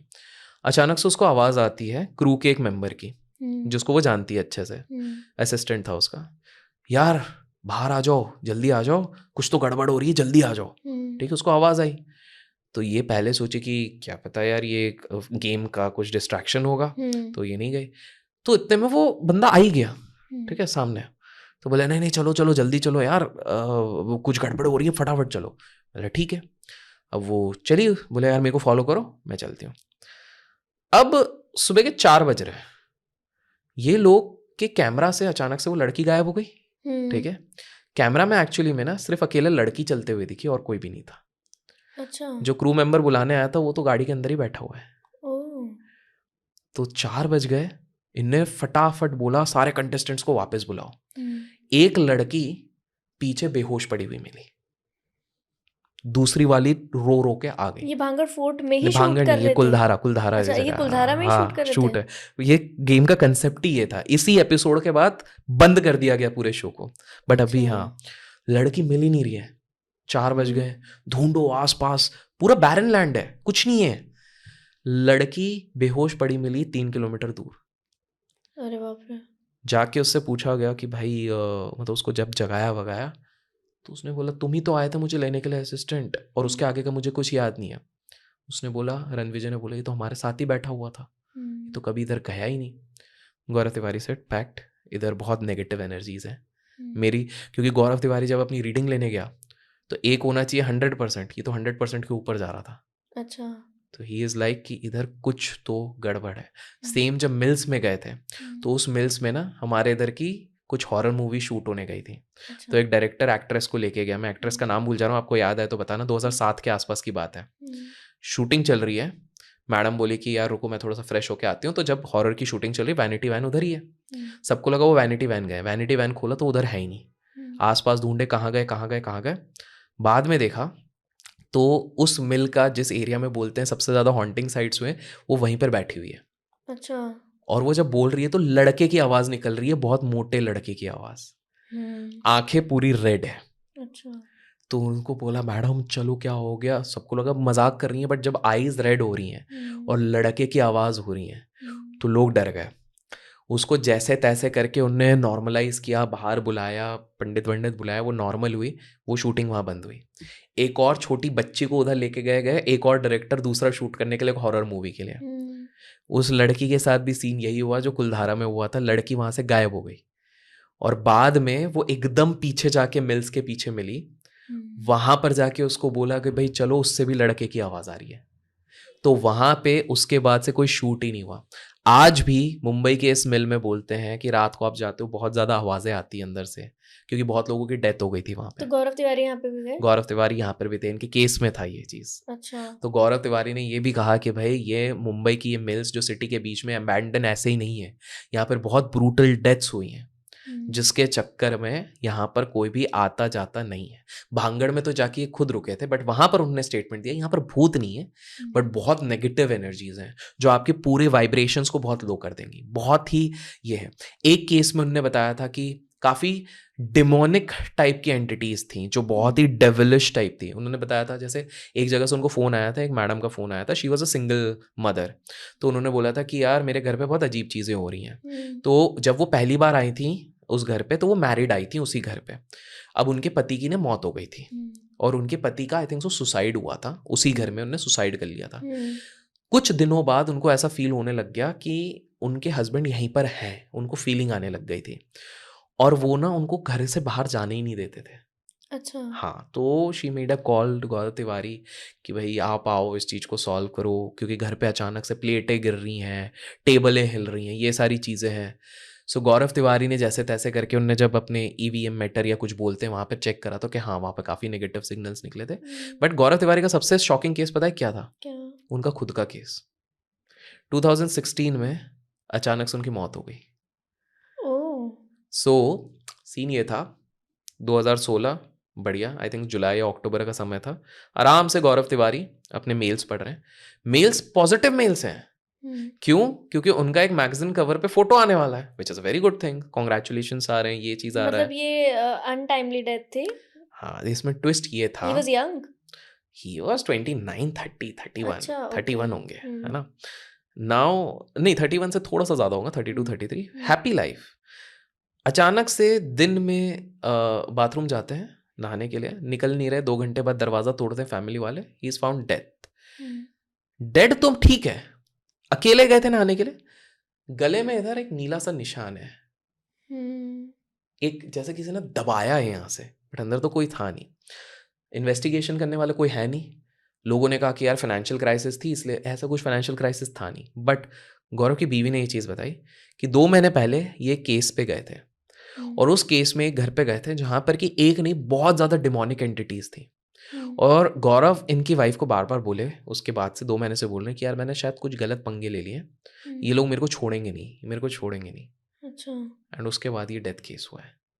उनकी वाइफ आज भी ये मानती है कि इनकी ये नेचुरल डेथ नहीं थी, उन्होंने कुछ ऐसे नेगेटिव एनर्जीज के साथ अपना ताल्लुक कर दिया है, जिसके चक्कर में ये हुआ था। एक आखिरी एक मैं केस बताता हूँ। बट वो इतनी सारी जगहों पर गए, वहां कुछ नहीं हुआ और इस जगह पर ऐसा हो गया। Exactly, that is what I am saying कि दुनिया में कुछ ऐसी पावर्स हैं, कुछ ऐसी चीजें हैं which is beyond our comprehension. Even in positive side, positive side in the sense, चलो भूत के तो लोग डर गए हों, तो मैं पॉजिटिव, भूत से कौन भगाते हैं, कौन से भगवान भगाते हैं आप बताओ? एक भगवान है, हनुमान जी का। एक मैं सिंपल सा किस्सा बताता हूँ कि दिस इज वेरी इंटरेस्टिंग, क्योंकि अभी मैं हाल फिलहाल नीम करोली बाबा की इधर से आया हूँ, तो एक दूसरा किस्सा बताता हूँ, बहुत कम लोगों को पता होगा। तो आज से कुछ साल पहले, अ फ्यू 30, 40, 50 ईयर्स बैक, एक जमींदार थे। तो जमींदार के इधर जो ये चराते हैं ना अपना गोट शीप्स, तो वो चलते चलते उनके उसमें घुस गए, खेतों में घुस गए। जमींदार गुस्से में, भाई साहब ऐसे कैसे आप हमारे इधर घुस गए हो, आप निकलो। ऐसा तो तू मैं चल रही थी, तो बातों बातों में, मतलब तू मैं से बातें ही शुरू हो गई। तो फ्लो में ये पता चल गया, जो चरवाहा था उसको ये पता लग गया कि इनका ना बेटा नहीं हो रहा, शादी बहुत टाइम से हो गई, इनका बेटा नहीं हो रहा। चरवाहे ने बोला कि एक सोल्यूशन है। बोले क्या? बोले हनुमान जी का एक इधर मंदिर है, आप जाओ उधर प्रार्थना करो, आपका बेटा हो जाएगा, बेटा बेटी जो भी चाहिए आपका हो जाएगा। तो उनने सब कुछ ट्राई किया हुआ है। बोले ये ट्राई कर लेते हैं, हनुमान मंदिर जाते हैं, उधर बोलते हैं कि हनुमान जी अगर हमारा बच्चा 1 साल में हो गया तो मेरे को कोई इच्छा नहीं, मैं बच्चा आपकी सेवा में छोड़ के चले जाऊंगा। मतलब he was so desperate in this. साल भर बाद बच्चा हो गया। अच्छा, ठीक है। बट क्या होता है, माँ बाप का प्यार आपको तो पता ही है। अब वो हम्म। आ गया कि यार अब मैं छोड़ू कैसे, तो मनी मन ने सॉरी हनुमान जी, ये तो बच्चा है, मेरा हो गया, बाद में इसका खुद का मन करेगा तो देख लेंगे, अभी सॉरी सॉरी सॉरी, सोचेंगे भगवान है, भगवान तो मान जाएंगे ऐसे करके। बच्चा बड़ा बड़ा इंटेलिजेंट, छोटी सी उम्र से पूरा रामायण बोलना शुरू हो गया, सब कुछ अच्छे से बोल रहा है, सब कुछ प्यारे तरीके से बोल रहा है, इतना अच्छा बोलने लग गया कि जब वो अपने एडोलसेंट स्टेज के ऊपर गया, उसको पूरी रामायण आती थी, वो गा गा के सुनाता था रामायण, तो सबको बड़ा अच्छा लगता था। बिरलास उस टाइम पे देवर वेरी श्रद्धालु, तो बिरलास और राम जी को भी बहुत मानते थे उस टाइम पे, और रिचेस्ट उस समय के इंडस्ट्रियलिस्ट थे। तो बिरलास ने एक अखबार में ये निकाला कि भाई हमको चाहिए, हमारा एक फंक्शन है, उसमें हमको चाहिए कि कोई एक बढ़िया रामायण सुनाए। तो जब इन्होंने अपने बच्चे को भेजा कि भाई इंडस्ट्रियलिस्ट के साथ रहेगा, पैसा भी आएगा, सैलरी भी हो जाएगी, लाइफ सेटल हो जाएगी, तुम जाओ, तो ये बस लेके गया, उधर गया, तो उधर देख रहे हैं कि बिरला जी देख रहे हैं, और सामने से मजा नहीं आया, ए रामायण तुम्हारा मजा नहीं, महाभारत मजा नहीं आया। तो इनको उनके सेक्रेटरी ने बोला लेकिन ये बंदा आया है, आप इनको सुनो, मजा आ जाएगा। एक बार में मुग्ध हो गए, अरे यार क्या सुना है, सैलरी पे रख लिया, सब कुछ सेट, रहने का व्यवस्था हो गया, खाने पीने का व्यवस्था होगा, घर पे पैसे देने की व्यवस्था, सब कुछ सेट। बहुत कम लोगों को पता है कि उस समय पे बिरलास के गुरु थे नीम करोली बाबा। अच्छा। तो नीम करोली बाबा एक बार आए, बिरलास ने बोला सेवा का मौका दीजिए, तो नीम करोली बाबा को इनने बताया कि हमने एक पर्सनल रखा है, वो हमारे हर पार्टीज में, प्लस हमको रोज हमारे घर पे यही करते हैं कीर्तन, आप सुनोगे? तो इम्प्रेस हो गए। नीम करोली बाबा बोले मैं मिलूंगा, बट एक कमरे में अकेले मिलूंगा। उस कमरे में जाते हैं, उसको भी बोलते हैं, वो भी कि भाई बड़े सिद्ध पुरुष आ रहे हैं, जाते बोलते हैं तेरा बाप पापी है, उसने झूठ बोला है हनुमान जी से, तू पहले जाके उनसे बात कर। ये शॉक्ड, क्योंकि उस बंदे ने ना अपनी बीवी तक को ये वाली बात बताई है, किसी को नहीं बताई है कि मैंने हनुमान जी से क्या प्रॉमिस किया है। तो वो ऑफेंड हो जाता है, मेरे पापा को आपने ऐसे कैसे बोल दिया, पापा पापा एनिमल वाला टाइप। तो फिर ये बोला कि नीम करोली बाबा जी बोले कि नहीं, अब जाके पूछ के आओ। इसने बोला ठीक है, अगर उन्होंने बोला तो मैं पूरा जीवन आपकी सेवा में लगाऊंगा। बोले तो ठीक है, वो तुम्हारा भाई है कमिटमेंट। गया, पापा से पूछा, पापा ने पहले ही बोला कि भाई वो हनुमान जी हैं। बोले कैसे? बोले क्योंकि ये बात तो मैंने हनुमान जी के अलावा किसी को बोली नहीं है, तो वाइफ तो तुम्हारी मम्मी तक को नहीं पता। तो बोले पापा ये सच है? बोले हाँ। तब से वो जाके उनकी सेवा में लग गया। फिर सेवा में लगते वक्त नीम करोली बाबा ने एक चीज बोली, उन्होंने बोला एक काम करो, एक मंदिर है, अब लोग गेस करेंगे कौन सा मंदिर है, ठीक है, इतनी ज्यादा बड़ी हिंट दी है। उस मंदिर में तुम अब गरीबों को, अच्छा तुम पहले जॉब छोड़ोगे बिरला से, पैसा नहीं आएगा, लेकिन तुम रोज जितने लोग आए, 1000 लोग आए, 2000 लोग आए, सबको आप भोजन खिलाओगे जो प्रसादम रहता है। ये बोले अरे ये कैसे होगा, पैसे भी नहीं होंगे, प्रसादम भी खिलाना है। बोले मैंने बोला हो जाएगा, हो जाएगा। आज भी लोगों को नहीं पता उस मंदिर में ना डोनेशन आता ना चैरिटी आता, लेकिन रोज लोगों को वहां पे खाने मिलता है। अच्छा। तो आप सोचो, तो अब मैं ये पार्ट दिखा रहा हूं कि there are so many interesting aspects to the entire horizon. मतलब नीम करोली बाबा के तो बहुत किस्से ऐसे, बहुत सारे, अगर आप गिनाने चाहोगे तो मतलब वो थर्ड पार्ट में अपन कर लेंगे, क्योंकि बहुत सारे ऐसे किस्से हैं। तो yes, there are positives, there are negatives, there are good positives, there are good negatives. आज तक कभी लोग ये नहीं सोच पाते भाई कैलाश क्यों नहीं चढ़ पाते हैं। कैलाश तो चाइना वालों ने एक तो हड़प लिया है, नेहरू जी ने अपना गेम कर दिया था। जब 72,000 मीटर्स या कुछ चाइना ने अप्रोच करने बोला, तो नेहरू जी ने बोल दिया कि हाँ ले जाओ कैलाश, वैसे भी बैरन लैंड है। अरे भाई हमारी संस्कृति की रिस्पेक्ट तो करो आप। उनको बाद में सुनाया था, एक बहुत बड़े हमारे देश के फ्रीडम फाइटर, उन्होंने बहुत सुनाया था कि भाई ये क्या है बैरन लैंड, उनको बहुत टॉन्ट मारा था, बट दे दिया। बट इंटरेस्टिंग चीज देखो, चाइना जो कॉलोनियल माइंडसेट के साथ है, वो इंडिया की हर चीज को पहले ही नकार देता है, लेकिन वो छोड़ने को तैयार नहीं है। मतलब कुछ तो उनको भी दिख रहा है कैलाश में।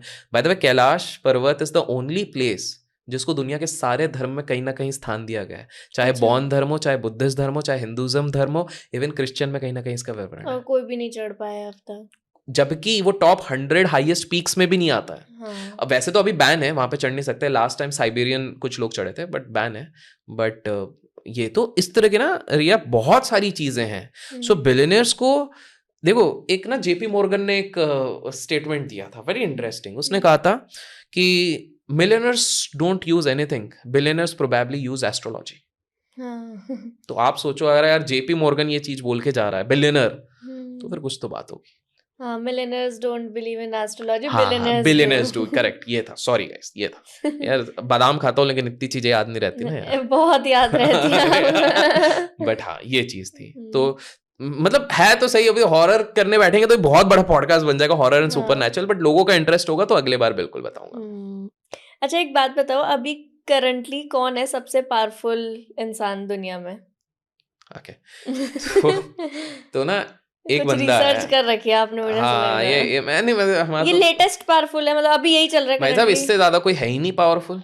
अच्छा। आप सोचो, एक बंदा है जो 97 लाख करोड़ रुपीस कंट्रोल कर रहा है। अच्छा। 70 कंट्रीज में इसका इन्वेस्टमेंट है, 70 कंट्रीज में इन्वेस्टमेंट है। 2008 का क्राइसिस होता है, वॉरेन बफेट के बाद सबसे पहला कॉल इसको जाता है कि आके बचा लो। 2020 के कोविड के क्रैश के बाद सेंट्रल बैंक इस बंदे को बोलते हैं आके बचा लो। ये है लैरी फिंक, ब्लैक रॉक का मालिक। अब आप चीज को समझो, ये ब्लैक रॉक की तो वो जगह जहाँ सारे अमीर लोग अपने इन्वेस्टमेंट्स रखते हैं। एब्सोल्युटली। आप देखो, आप कोई भी चीज पकड़ लो उसमें ब्लैक रॉक का कुछ ना कुछ तो है। पर ब्लैक रॉक पहले से ब्लैक रॉक नहीं था।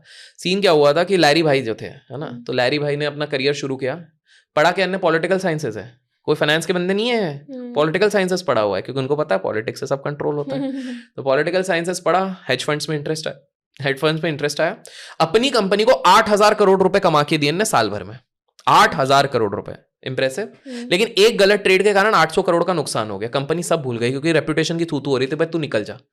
8,000 करोड़ कमाने वाला, बस कंपनीज कैसी रूथलेस होती है आपको पता है। बोले वो तुमने पहला कमाया होगा, ये आ गए ईगो में, बेटा मैं अपनी कंपनी खड़ी करूंगा, तुमको नीचे लेके आऊंगा। इसके बाद क्या हुआ, इनके हाथ बटे एक बढ़िया सा दोस्त मिले, स्टीवन। स्टीवन एक कंपनी चलाते थे, ब्लैक स्टोन। ओके।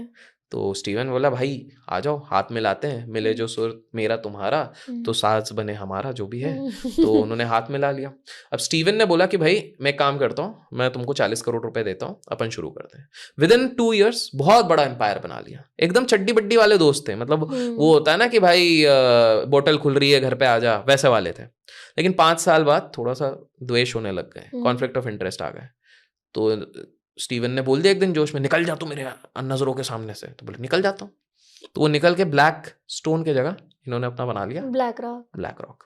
फिर ब्लैक रॉक इतना बड़ा बनाया, इतना बड़ा बनाया, इतना बड़ा। आज लैरी, आप सोचो, आपको पता है 2008 का जो क्राइसिस आया था उसमें भी इनका हाथ था, और 2008 के क्राइसिस को बचाने में भी इनका हाथ था। अच्छा। 2008 में लेमन ब्रदर क्राइसिस बोलते हैं, एक्चुअली में एक इंस्ट्रूमेंट था, कोलैटरलाइज्ड डेट इंस्ट्रूमेंट्स बोलते हैं। मतलब सारे जो लोन्स होते थे उनको मिक्स करके एक बैग बनाया जाता था और दे दिया जाता था लोगों को। तो उसमें कैसा होता, अच्छे लोन, बुरे लोन, सारे लोन्स को मिक्स करके वो उसको एसेट बना दिया जाता। उसका आइडिया लैरी ने निकाला था। अच्छा। और 2008 में जब क्राइसिस हुआ तो सेंट्रल गवर्नमेंट बैठी, सारे एक क्लोज कैबिन के अंदर सारे बड़े बड़े बिजनेसमैन को बिठाया। लैरी डिसाइड कर रहा था, भाई लैरी तुम बताओ क्या करना है। अच्छा, इसको 10,000 करोड़ दे दो, इसको 2,000 करोड़ दे दो, 3,000 करोड़ इसको दो, इसको मरने दो। और ये सारी कौन सी कंपनी थी? लैरी कैसे डिसाइड कर रहा था? जहां जहां जितनी जितनी उनकी इन्वेस्टमेंट थी ना, उन कंपनीज को बचा रहे थे। अच्छा। और सेंट्रल बैंक उनके सुन रही थी। 2020 में जब पूरा मार्केट क्रैश हो गया तो ये व्यक्ति जो 97 लाख करोड़ रुपीस कंट्रोल कर रहा है, उसको अप्रोच किया सेंट्रल बैंक ने, भाई बताओ अब क्या करना है, इसको बचाओ, इसको बचाओ, इधर पैसा डालो, इधर पैसा डालो, इसको मरने दो। तो आप सोचो कितना कंट्रोलिंग पावर है। और ये हमारे देश में एक बहुत बड़े उद्योगपति के साथ टाई अप कर रहे हैं। कौन सा है, कमेंट्स में बताओ, कौन सी कंपनी म्यूचुअल फंड्स में आ रहे हैं। अच्छा। हमारे देश में। और ये म्यूचुअल फंड्स में भी उस बड़े व्यक्ति का ही मेन एसेट्स को देखने वाले हैं एक्चुअली में। अच्छा। पूरा। तो ये लैरी भाई हैं, पार्टीज में कम दिखते हैं, लेकिन एक शादी अभी हुई थी उसमें दिखे थे। ठीक है। अच्छा। तो वैसे हिंट मैंने बहुत बड़ी दे दी है। तो इस तरह से तो अभी का सबसे पावरफुल इंसान यही है। और इंडिया में? इंडिया में तो यार मैं हमेशा एक ही चीज कहूंगा, पूरे इंडिया को 3 A चला रहे हैं। अच्छा। और वो 3 A कौन से हैं वो मैं नाम नहीं लूंगा, वरना हो सकता है अगले पार्ट तक में और रिया ना रहे। इनमें से हिंट है कि दो बिजनेसमैन है, एक पॉलिटिशियन है। अच्छा। आपको लगा था M बोलूंगा, नहीं, 3 A है। तो 2 A तो आप समझ गए होगे, बिजनेस वाले। हाँ, हाँ, अब तीसरा A भी आप समझ ही जाओ। ठीक है। अच्छा, आप मुझे ये बताओ, इल्यूमिनाटी में नए क्या अपडेट्स हैं? कुछ आपके पास खबर आई, कोई मेल आई, कोई नई इन्फॉर्मेशन? अरे मेल कहाँ से आएगा यार? कोई आपको पर्सनली बताते हैं वो लोग? अरे यार मेरे को आगे तो देखो यार, इल्यूमिनाटी तो चीजें अपनी थोड़ी सीक्रेट रखना चाहती है, बट अभी PDD। अच्छा, आप एकदम 1,00,000% श्योर हो कि एग्जिस्ट करता अरे है। बिल्कुल 100। ये तो हमारे खुद के टेक्स्ट बुक्स में भी दिया हुआ है। सम्राट अशोका की खुद की इल्यूमिनाटी टीम थी, अभी भी है। अच्छा। आप देखो, लुइस पैस्चर थे ना जिन्होंने वो निकाला था, दवाई निकाली थी। लुइस पैस्चर जब इंडिया आए तो बोल रहे थे मेरे को कोई सोल्यूशन नहीं मिल रहा था, मेरे को सोल्यूशन दिया अशोका, सम्राट अशोका के इल्यूमिनाटी ग्रुप का एक बंदा था। अच्छा, अब कुछ लोग लॉजिक लगाएंगे तब तो अशोका थे ही नहीं। भैया उनके वो जो 9 है ना, वो अपनी पीढ़ी दर पीढ़ी उस चीज को पास कर रहे हैं, सीक्रेट नॉलेज को। सो सम्राट अशोका जी जब पूरा युद्ध खत्म हुआ कलिंगा के, 1 लाख लोगों का जब रक्त बह गया तो उनको बड़ा रिमोर्स फील हुआ। उन्होंने उसी के बाद बुद्धिज्म को अडॉप्ट कर लिया। उसके बाद उन्होंने क्या कहा कि भाई मैं मतलब इतना ज्यादा मैं राजा था तो मैंने बहुत सारी चीजें देख ली हैं, तो मेरे को सीक्रेट नॉलेज के पिलर्स बनाने पड़ेंगे। उन्होंने 9 अपने सबसे ज्यादा बिलीवेबल 9 लोगों को रखा। उन 9 लोगों को कहा कि भाई तुम पूरा सारा administration, politics across the world के बारे में, तुम सारे दुनिया के ट्रेड्स के बारे में पता रखोगे, तुम सारे दुनिया के फार्मा। माना जाता है कि अशोका जी के ये जो 9 पिलर्स हैं, 9 सीक्रेट एजेंट्स हैं, आज भी हैं। हो सकता है हमारे आसपास ही घूम रहे होंगे उनमें से कोई, हो सकता है आप और मैं में से भी कोई हो सकता है, यू नेवर नो। उनको सारा नॉलेज दिया गया और ये कहा गया कि आप बस ये कहीं रिवील नहीं कर सकते कि you are a part of this thing, आपको वो सीक्रेट रखना है। अच्छा। तो आप एक चीज नोटिस करो, साउथ में जब भी ड्रॉट होता है ना, पानी की कमी हो जाती है, अचानक से मंदिर में एनोनिमस डोनेशंस आ जाते हैं ताकि भोग लगता रहे सही टाइम पे। ये कहाँ से आता है? नोबडी क्वेश्चंस, सब बोलते हैं एनोनिमस आ गया अचानक से। आपने बीच में कभी अखबारों में देखो किसी टेंपल में एनोनिमस बहुत ज्यादा सोना आ जाता है, कहाँ से आता है, कैसे आता है, किसी को नहीं पता है, रातों रात आ जाता है। तो थिंग्स आर कि ये हमारे इसमें भी लिखा गया है, और these secret agents are everywhere. Even Chanakya Niti आप पढ़ते हो, चाणक्य नीति में भी ये मेंशन किया गया है कि yes, there are secret knowledges and secret agents जो सबके पास रहते हैं। अच्छा, एक साइड क्वेश्चन, फिर हम इल्यूमिनाटी पे दोबारा आएंगे। चाणक्य, अरे बाबा इल्यूमिनाटी ठीक है, आप बोलो। चाणक्य नीति की सबसे कोई फेवरेट स्ट्रैटेजी आपको जो चाणक्य? अरे यार सीधे चाणक्य नीति में आ गए आप। यार है तो काफी सारी चीजें, बट उसमें एक चीज कहते हैं कि हर व्यक्ति को अपना एक सीक्रेट मेंटर भी रखना चाहिए। ओके।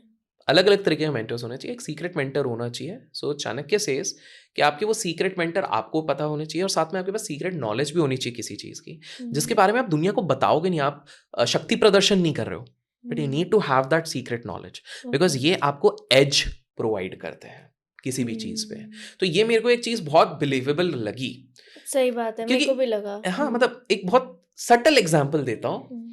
तो एक और पॉडकास्टर से मेरी बात हो रही थी जिनने मेरा पॉडकास्ट लिया, उस पर कुछ मिलियन गए थे। तो हमारी ना ऑफ कैमरा डिस्कशन हुई, तो पता लगा कि यार बहुत सारी ऐसी किताबें हैं जो हमारी बहुत मैच कर रही थी। अच्छा। ये बायोग्राफी में मैंने पढ़ी, ये पढ़ी, हम उस पर डिस्कस कर रहे थे, धनाधन देना। लोग शायद गेस कर लेंगे वो कौन से वो पॉडकास्टर होंगे। वो सीकेन नहीं है, क्योंकि वो सबको लगेगा बुक्स मतलब सीकेन नहीं, वो कोई और है। तो ये हुआ।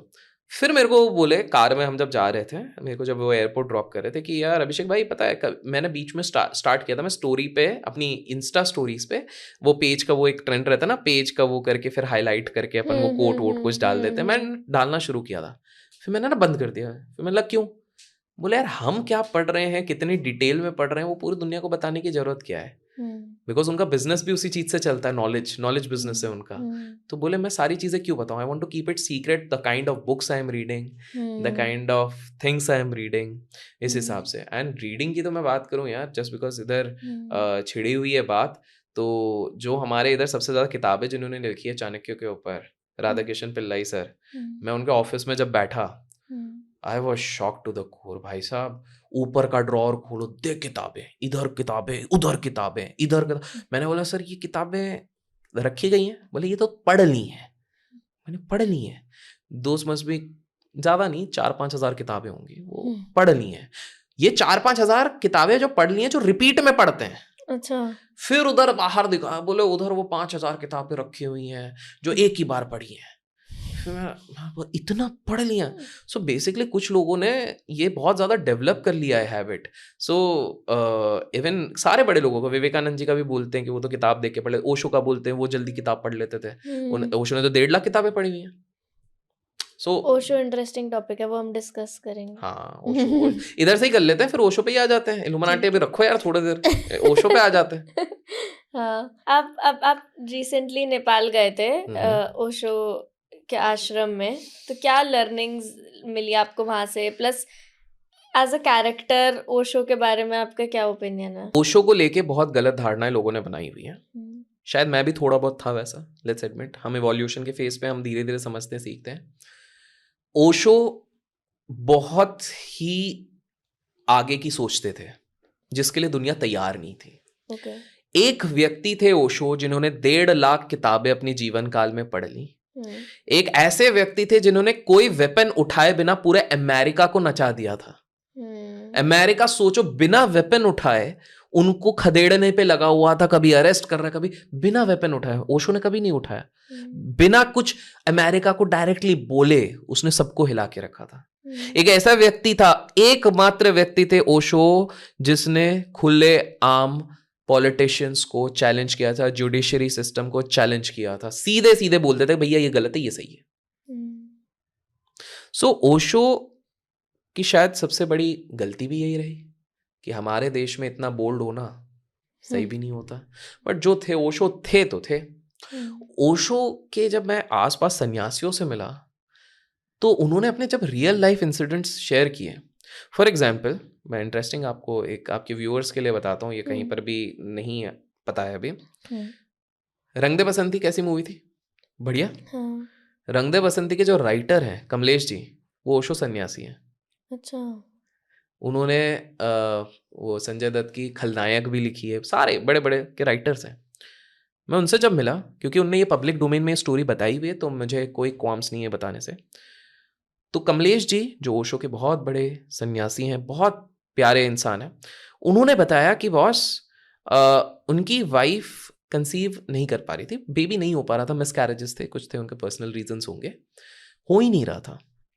ओशो के पास गए, ओशो ने उन्हें कहा XYZ पीरियड तक, आई डोंट रिमेंबर 2 या 5 साल तक आप ये वाला मेडिटेशन करो, then you will have a kid. उसके बाद किड हो गया। अच्छा। तो where science failed this proved right.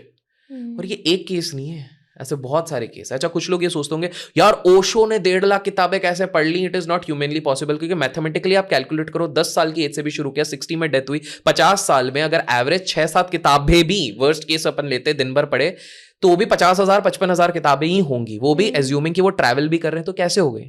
तो भाई साहब स्वामी विवेकानंद जी भी एक घंटे में 700 पेज की किताबें पढ़ लेते थे, because their level of concentration and understanding is so enhanced because of spiritual practices कि उनके लिए सब कुछ संभव है। और कमलेश जी ने मुझे बताया था, जब मैं बोला कि अरे नहीं 5 तो झूठ बोला है, 12-15 तो मेरे सामने पढ़ते हुए देखे मैंने, एक दिन में 12 to 15 किताबें। बिकॉज जो वो रीडर्स होते हैं ना, तो उनका कुछ ऐसा हो जाता है, बहुत वोरेशियस रीडर्स को, कि उनका नैक इतना हो जाता है कि वो स्किम करते हैं ऐसे, और उनको सब ध्यान भी रहता है, और फोटोजेनिक मेमोरी थी उनकी। वो उनके, आप सोचो ओशो ने आज तक कोई किताब नहीं लिखी है बाय द वे। ओशो के बारे में बस मैं एक चीज ये कहना चाहूंगा कि ओशो की मृत्यु नेचुरल शायद नहीं थी। अच्छा। ओशो के अगेंस्ट कॉन्स्पिरेसी बनाने वाले बहुत लोग थे, क्योंकि ओशो, देखिए इतिहास गवाह है कि जब भी कोई ऐसा व्यक्ति बॉर्न होता है जो लोगों के माइंडसेट को चैलेंज कर दे, तो उसको हेट मिलनी ही मिलनी है, उसको बहुत लोग खींचने की कोशिश करेंगे ही करेंगे। और ओशो एक ऐसे ही व्यक्ति थे जिन्होंने लोगों के दिमाग को ठोक दिया था। उन्होंने ऐसी ऐसी बातें सच बोली थी, आज भी आप पढ़ोगे कि यार ये बात उन्होंने 1960-70s में कैसे बोल दी, 70s में कैसे बोल दी, आप हिल जाओगे। लेकिन वो वही थे, जो आता था वो सीधे मुंह पे बोलते थे। एक उनका इवेंट हुआ था जिसमें स्वामी आनंदानंद जी के कॉलेज की कहानी है। तो कॉलेज में बुलाने वाले थे, तो कॉलेज में दल होते हैं ना, जैसे पार्टीज होती हैं ऐसा। दोनों पार्टी बोले भाई ये ना बहुत अगेंस्ट बोल देता है, हिंदू कल्चर के अगेंस्ट बोला, हम तो पत्थर से उधर ही पीट देंगे। दूसरे वालों ने भी बोला कि भाई देखो दूसरे कल्चर के बारे में बोलते हैं, हम तो इधर ही पीट देंगे। और सबने बोला हम 5 मिनट ही बैठेंगे। 1 घंटे तक बैठे रहे, ठीक है, पूरा सुन के गए, बाद में ऑटोग्राफ लेके गए, और बाद में स्वामी जी ने चेयर्स के नीचे देखा पत्थर ही पत्थर रखे हुए थे। मतलब ये लोग लेके आए थे पत्थर। अच्छा। ओशो को मारने के लिए, लेकिन मार नहीं पाए, क्योंकि वो खुद आए थे, वो क्या बोलते हैं, came to become a hater went becoming a fan. तो वो वाली, तो काफी सारे किस्से हैं, बट Osho itself is a very broad topic. Next part में इस पर और डिटेल में पार्ट 3 में डिटेल में बात करेंगे। हाँ ठीक है, let's conclude this now. But आप मेरे को जाते जाते एक ऐसे बिलियनियर की स्टोरी बताओ जो आपने कहीं पे भी नहीं बताई है। अच्छा, ये एक्सक्लूसिव होनी चाहिए एकदम, और कहीं पे बताना भी मत इसके बाद। ये तो बहुत कंडीशन, बट चलो ठीक है मैं बताता हूँ। एक बिलियनर होता जो सबसे ज्यादा रईस होता सीक्रेट बिलियनर है, मैं बता रहा हूँ, उसको आप भी जानते हो, मैं नहीं हूँ।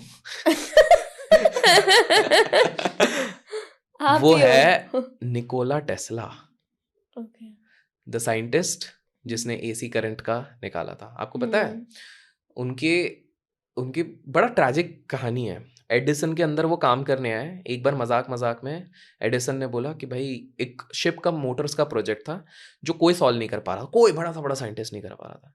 शर्त रख दी गई, जो भी सही कर देगा भाई $50,000 उसको दे देंगे। निकोला बोला मैं करूंगा, इम्प्रेस करना था अपने मेंटर को। 18 घंटे काम किए, इम्पॉसिबल को पॉसिबल कर दिया, सही कर दिया। जब पैसे देने के बारी आए तो एडिसन बोला, अरे मैं तो मजाक कर रहा था, अमेरिकन तो मजाक करिए, मजाक क्या होते हैं, कहाँ सीरियसली लिया। तो दिल से बुरा लगा, तो दिल से बुरा लगा तो उन्होंने छोड़ दिया, अपना चालू करा। उसके बाद धीरे धीरे धीरे जैसे वो एसी आया तो एडिसन उनसे जेलस होने लग गए कि अरे यार मुझसे बेटर ऑल्टरनेटिव कैसे बनाने लग गया। ये प्रूव करने के लिए एडिसन की टेस्ला का जो करंट है वो बेकार है, उन्होंने लाइव फंक्शनिंग में एक हाथी को मार दिया उसके एसी करंट से कि देखो कितना लीथल है। ये दिखाने के लिए एसी करंट से हाथी मर गया, एक की जीव की जान ले ली। एक पागल खाने में उस करंट से ब्रूटली डेथ करवा दी गई कि भाई एसी से हो गया। टेस्ला ने फिर भी हार नहीं मानी। टेस्ला आगे बढ़ते गए, उन्होंने अपने एम्पायर को बड़ा बनाया, पेटेंट्स काफ़ी फाइल हुए। बाद में एक पार्टनर आया, पार्टनर बोला मैं तुम्हारे साथ काम करूंगा, पेटेंट्स करेंगे और मैं जो रॉयल्टी बनेगी वो दूंगा। लेकिन एडिसन के साइड में जेपी मॉर्गन थे, तो उन दोनों ने मिलके कॉन्स्पिरेसी बनाई कि कुछ भी कर लें इसकी चीज़ें चलने नहीं देंगे। क्योंकि शिकागो का एक फेस्टिवल हुआ, वहाँ पर पूरे फेस्टिवल में करंट कहाँ से आया, टेस्ला का आया, निकोला का। तो निकोला से इतनी जेलसी हो गई कि इन लोगों ने कंडीशंस ऐसे बना दी बिजनेसमैन ने कि भाई इसको ना प्रोजेक्ट मिले ना कुछ मिले। तो उस केस में क्या हो गया कि जो निकोला का पार्टनर था उसने बोला यार मैं रॉयल्टी अब अगर देने लग गया, इतनी प्रॉब्लम्स हो गई हैं, कॉस्टिंग इतनी बढ़ गई है कि मैं बैंकरप्ट हो जाऊंगा। टेस्ला ने बोला जो एग्रीमेंट है पूरा फाड़ दो, मेरा पूरा शेयर तुम्हारा है बट काम करने दो। अच्छा। तो अगर वो सारे शेयर्स होते तो उस समय पे अर्ली 1900s में उस समय का $300 मिलियन उनके पास होता, उस समय का, which is more than billions of dollars.